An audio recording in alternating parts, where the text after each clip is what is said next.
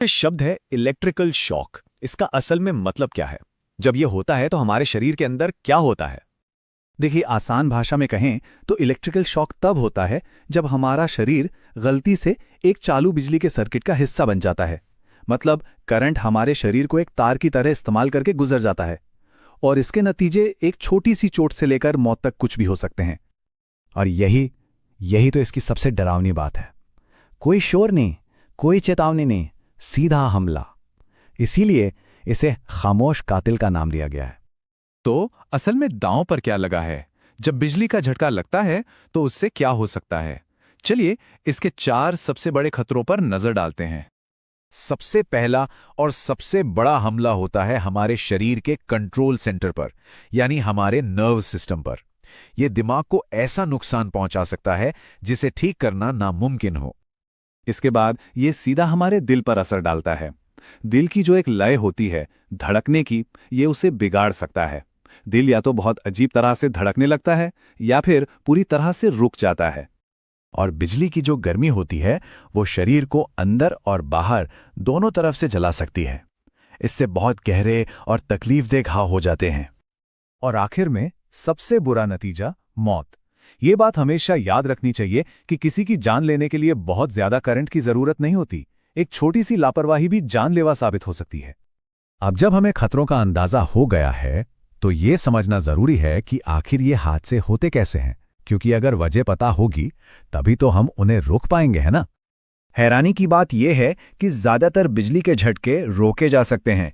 ये अक्सर छोटी छोटी गलतियों की वजह से होते हैं, जैसे नंगे तारों को छू लेना, खराब या टूटे फूटे औजारों का इस्तेमाल करना या गीले हाथों से काम करना। और कुछ बड़े कारण भी हैं, जैसे प्रॉपर अर्थिंग का ना होना या फिर लोटो मतलब लॉकआउट टैगआउट प्रक्रिया को फॉलो ना करना। तो इस खामोश कातिल के खिलाफ हमारा रक्षा कवच क्या है? शुरुआत होती है हमारी डिफेंस की पहली लाइन से, यानी पर्सनल और इक्विपमेंट सेफ्टी। देखिए, सबसे पहले खुद की सुरक्षा। इंसुलेटेड दस्ताने और सेफ्टी शूज, ये आपके और करंट के बीच एक दीवार की तरह काम करते हैं। गीले हाथों से तो कभी काम ना करें, क्योंकि पानी बिजली का सबसे अच्छा दोस्त होता है। और हाँ, मेटल की चीजें जैसे अंगूठी या चेन उन्हें उतार दें, वो गलती से करंट के लिए शॉर्टकट बन सकती हैं। आपके औजार भी पूरी तरह से सुरक्षित होने चाहिए। हर रोज इस्तेमाल से पहले कटी फटी केबलों की जांच करें और अगर कोई मिले तो उसे तुरंत बदलें। पक्का करें कि प्रॉपर अर्थिंग है और ELCB या RCCB जैसे सेफ्टी डिवाइस लगे हुए हैं। ये डिवाइस असल में लाइफ सेवर्स हैं। जरा सा भी करंट लीक होते ही ये फौरन पावर कट कर देते हैं।